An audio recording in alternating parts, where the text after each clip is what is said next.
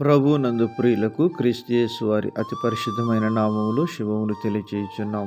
ఈ దినము హెబ్రోన్ క్యాలెండర్ వాగ్దానము. యెహోవా కొరకు ఎదురు చూచువారు నూతన బలము పొందుదురు. యెషయా గ్రంథం 40వ అధ్యాయం 31వ వచనంలో యెషయా దైవజనుని ద్వారా దేవుడు ఈ మాటలు తెలియజేస్తున్నాడు. ప్రియమైనటువంటి దేవుని ప్రజలారా, దేవుని కొరకు ఎదురు చూడడం అనేటువంటిది చాలా ముఖ్యమైనటువంటి గొప్ప సంగతి. ఈ లోకంలో మనము ఎన్నో వాటిని గురించి ఎదురు చూచే పరిస్థితులు ఆయా సమయాల్లో మన జీవితంలో సంభవించవచ్చును.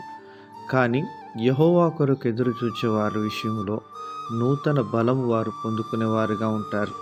ఎందుకనగా రాత్రి కావలివాడు పగలు కొరకు ఏ రీతిగా ఎదురు చూస్తూ ఉంటున్నాడో, పగలు ఎంత ఖచ్చితంగా వస్తుందో దేవుని కొరకు ఎదురు చూచేటువంటి వారి జీవితాల్లో కూడా దేవుడు వారికి నిర్దేశించిన ఆశీర్వాదాలు, దీవెనలు ఆయన అనుగ్రహించేవాడుగా ఉంటాడు.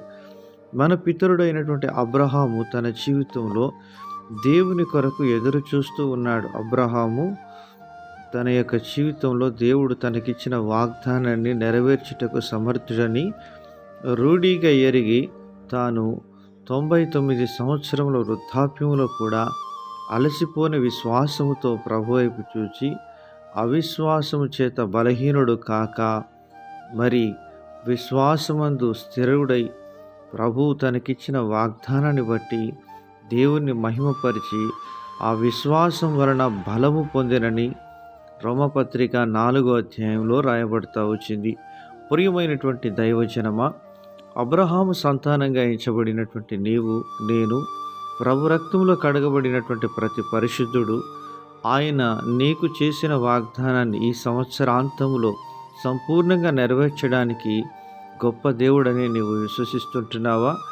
అబ్రహాం వలె నీవు కూడా ఎదురు చూసినప్పుడు నీకిచ్చిన వాగ్దానాన్ని సంపూర్ణంగా నెరవేర్చుటకు ఆయన శక్తిమంతుడు కనుక ఆ సమయం ఆసన్నమై ఉంటున్నది.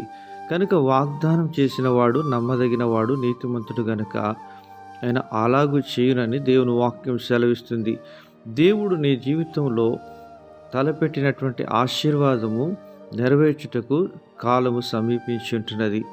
యెహోవా మీద ఆశ పెట్టుకున్నవాడు ధన్యుడు అని బైబిల్ సెలవిస్తుంది. ఆయన నీ హృదయ వాంఛను తీర్చును. ఆయన యందు విశ్వాసముంచి ప్రభువును మనం మహిమపరచుదుము గాక.